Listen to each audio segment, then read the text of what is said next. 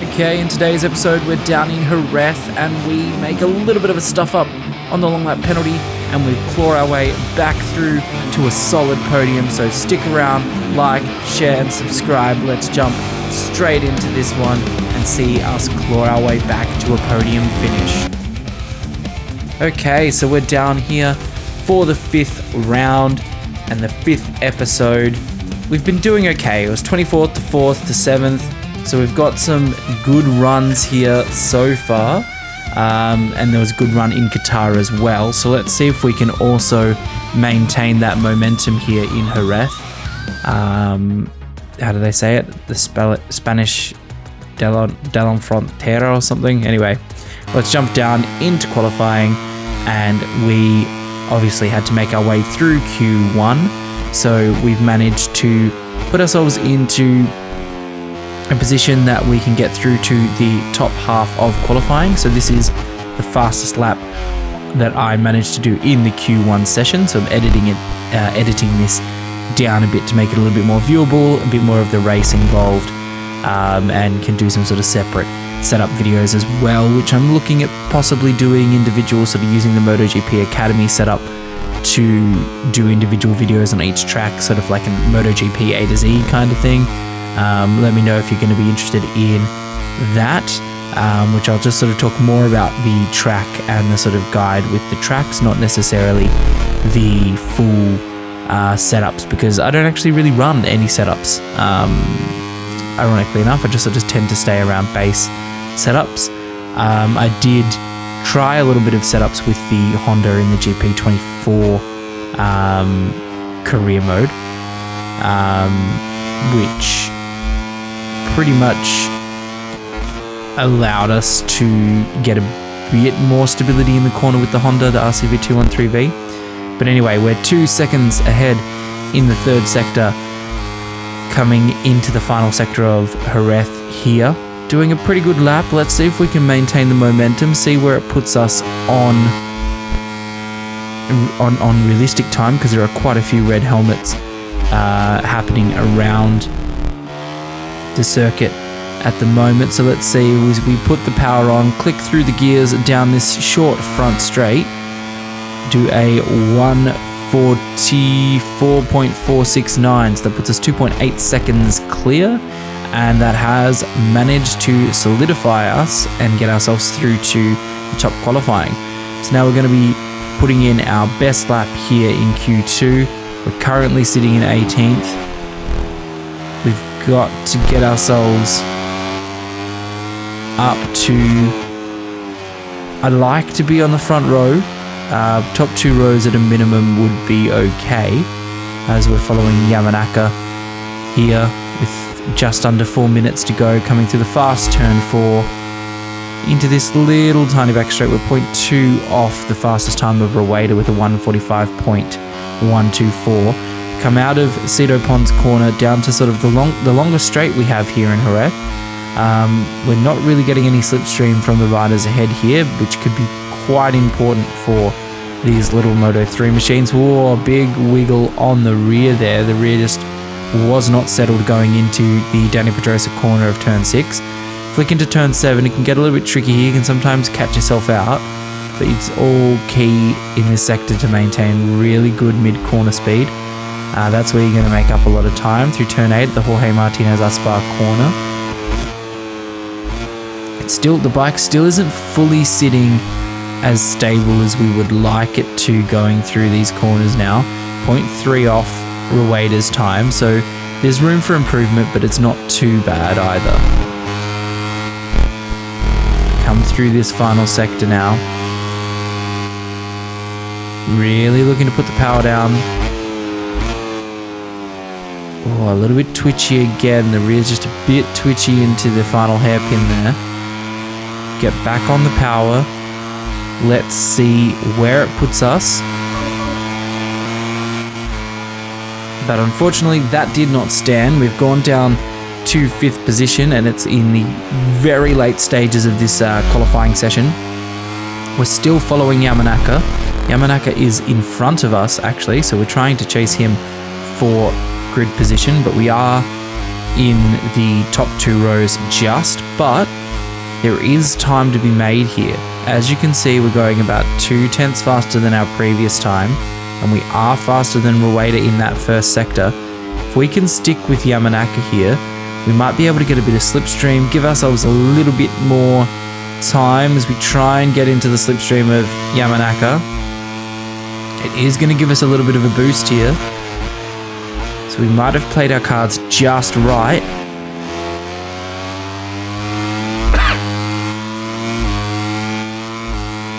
Looking to keep right on Yamanaka, keep in that slipstream, but stay far enough away that we don't interfere with his lap or our lap.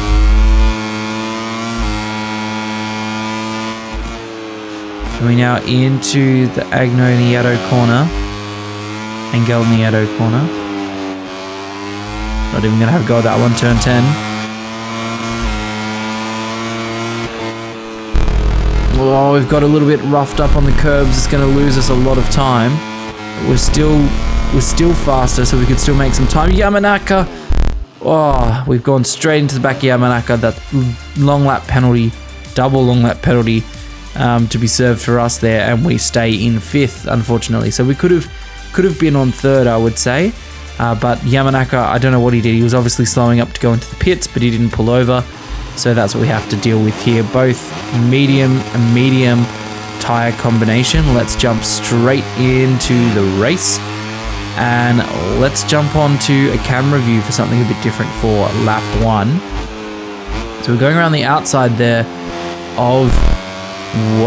No, not Yamanaka. We're back behind Yamanaka as we were in qualifying. So we've got a little bit of a history here this weekend with Yamanaka. So we've got a bone to pick with him, although that was in actuality our fault for running into him, but the AI was a little bit weird, so I didn't really pick that one up. I thought he was still continuing for the lap. And we've gone around the inside of 3 riders there for the sorry, lost for words there. That was a really good move that we made, going from 4th to 1st. So very, very good there. Can we hold it into the Dani Pedrosa corner? We do manage to hold against Munoz. This is a really good start to this first lap. Do keep in mind we do have those long lap penalties that we do have to contend with. So we've got to keep that in mind and manage the race accordingly for that.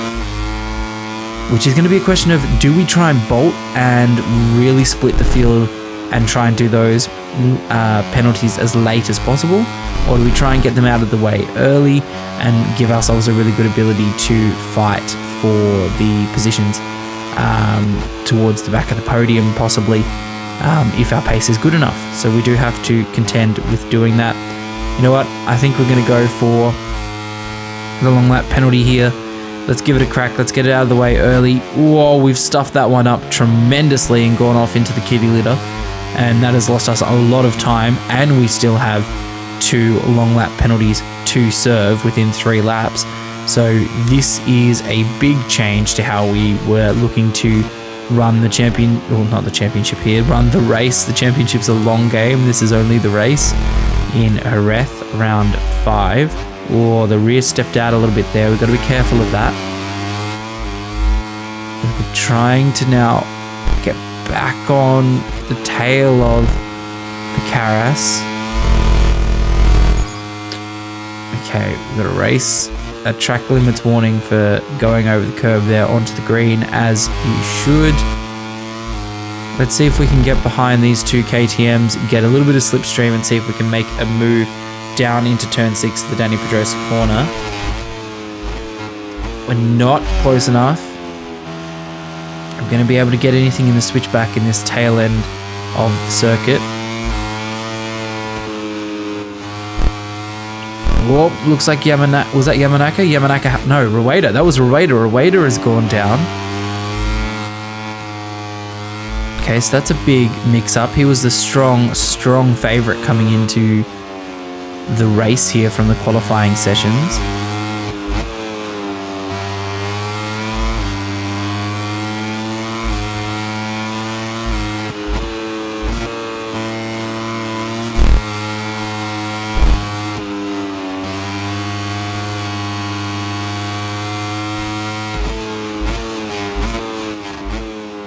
Okay, let's get that.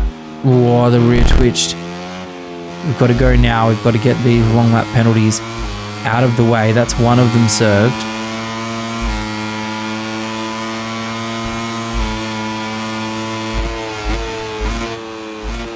Pushing ourselves back into 8th position. So the podium is not too far away, but we do have to be careful. We do have to manage our tyres, but the mediums seem to be holding quite well at lap 3 of this 8-lap race. So now we've got David Almanza to deal with. Not a very easy opponent at all in the Moto3 class. He is quite ruthless in his ability to pass, as has most of the Moto3 riders have to be as well. So this isn't going to be the easiest way. Let's see if we can claw our way back through the field where we can.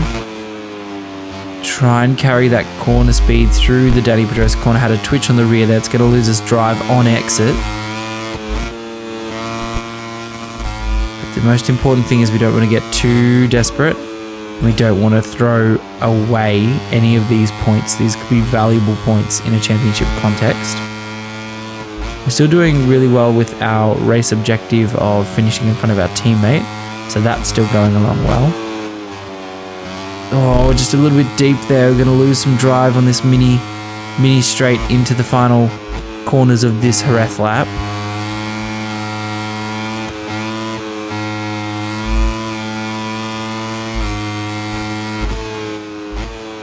We've got to go for the long lap again. We've got to get them done. They've got to become cleared.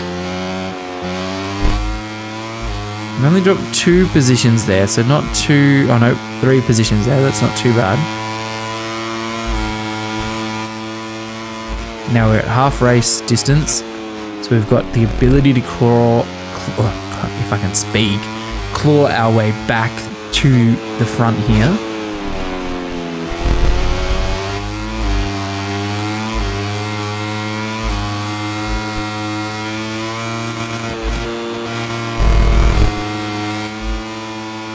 Getting the power on as soon as we can. Going to have a little bit of a battle with Furusato, which we did briefly have during the Qatar Grand Prix last episode.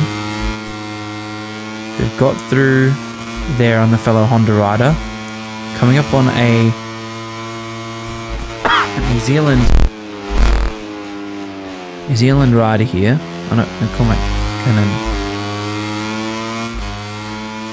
But he held his ground.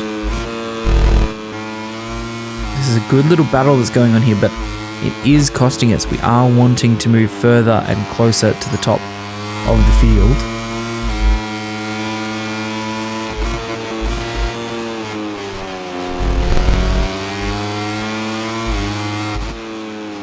We've really got to clear these 2 riders straight away if we have any chance of catching that top group. Just seeming to close up a little bit. There seems to be a little bit of group going on from the podium positions down. Gone through on Buchanan. Going to have to be aggressive. We're going to look on the inside of Batelli into the final corner. The Jorge Lorenzo corner. Oh, one of the riders has gone down there. I believe that was... I don't know who that was. Oh, it must have been Yamanaka. Okay, so we've put in our fastest lap as well. Fastest lap of the race with a 1:44.604. So we did have a little bit of luck there with Yamanaka falling out, but you do have to cross the finish line to finish a race. But this is still looking quite hard to close this gap now. It's 1.6 seconds ahead to the group of Almanza, Jerez. I don't know who's in front of Jerez. Maybe it's Adrian Fernandez based off the color of the bikes I can see. Braking heavily now into turn 6, the Dani Pedrosa corner.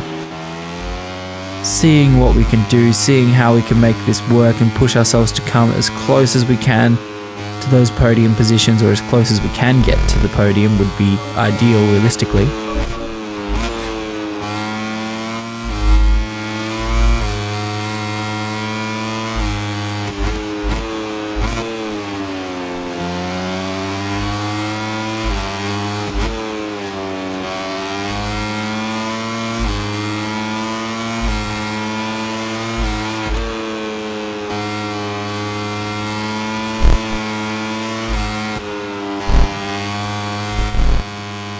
We have closed the gap down a bit over the length of this lap.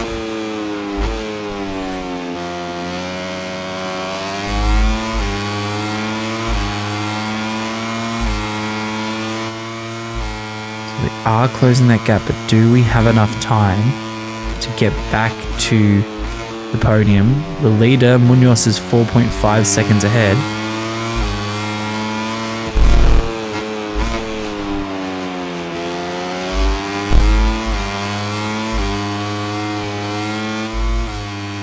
Seems to be closing. If these riders engage in a really good battle ahead of us, it's going to give us a straight opportunity to be able to pass, which is great. They're really engaging in a real ding-dong battle.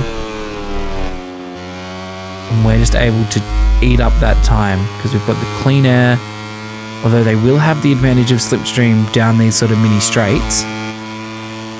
You do have to factor that in.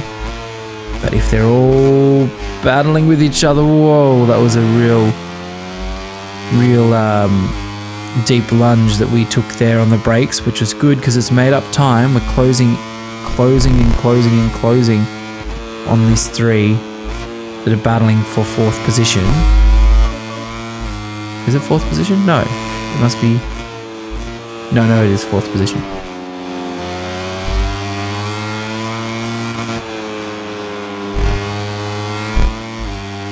Okay, so we're doing all right. We've just got to keep in with this group and make sure that we have the ability to pass them where we can.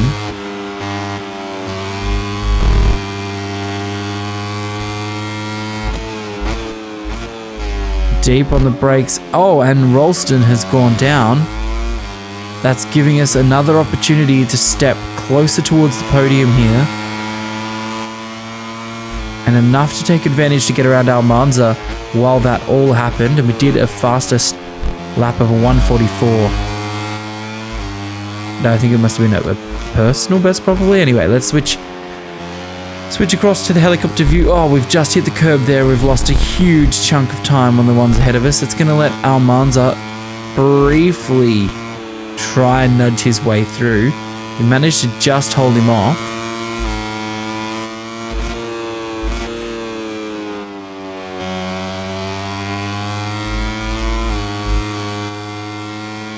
Pushing as much as we can to try and get ourselves into this podium battle, really pushing our brakes there into the Dani Pedrosa corner.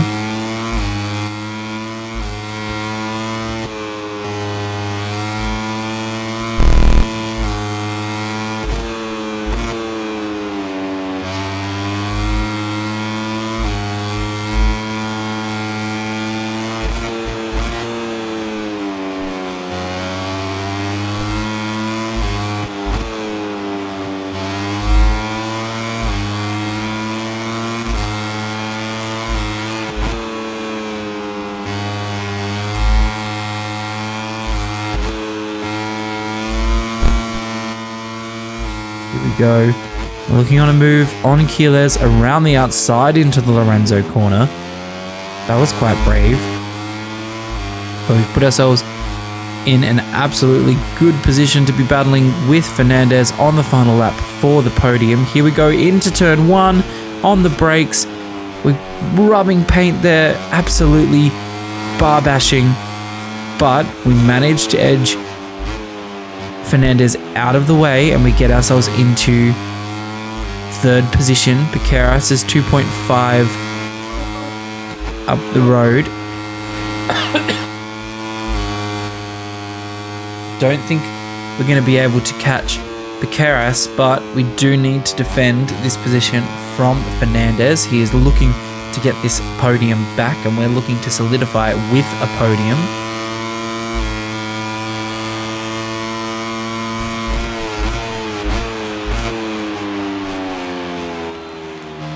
Into the Dani Pedrosa corner for the last time now. Just looking to maintain the gap as best as we can.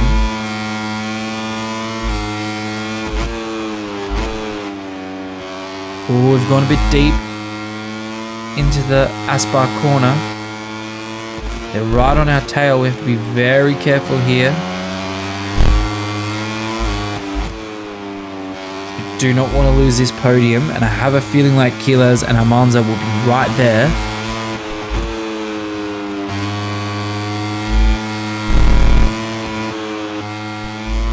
Push and we push. Okay, we're into the last corner now. It's a bit deep. It's a bit deep. Oh, there's been a crash. Fernandez has crashed behind us, so there was drama behind us in the last corner. And we cross the line to solidify a podium. Excellent job there.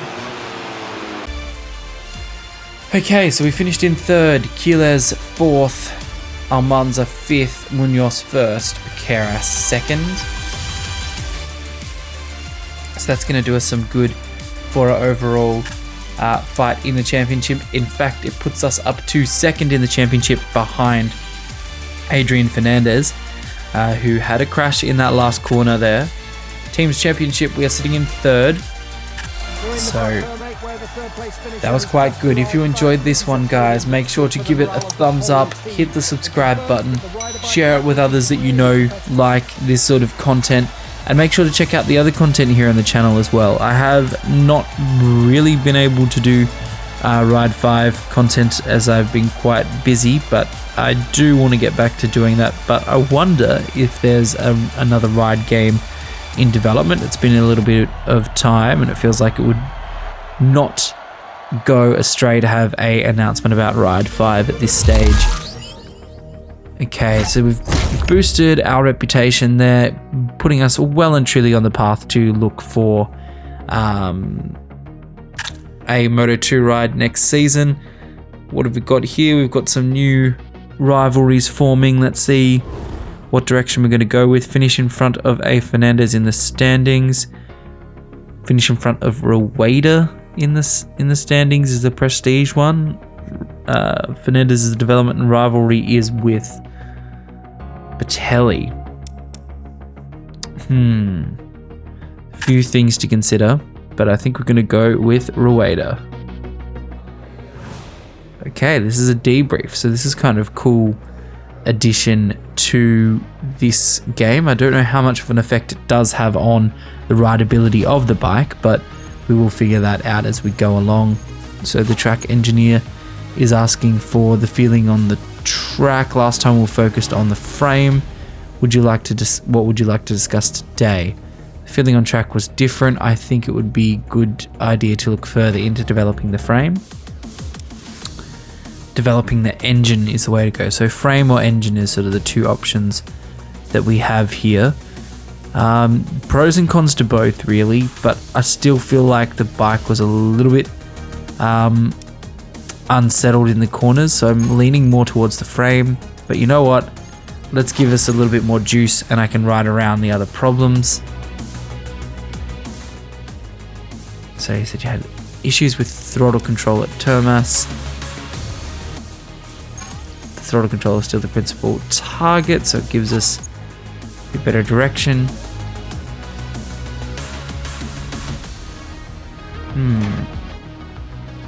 Prefer control and keep things balanced. I prefer to focus solely on improving the throttle. Keep everything balanced, I think, is going to be the better option for the rest of the season as we go to other tracks and different layouts. So that's something to keep in mind and is quite interesting as well. So thank you guys so much for watching. Make sure to like, subscribe and share. Stick around and stay ready for the next episode. I'll see you on the next one. Stay safe, have fun. Bye for now.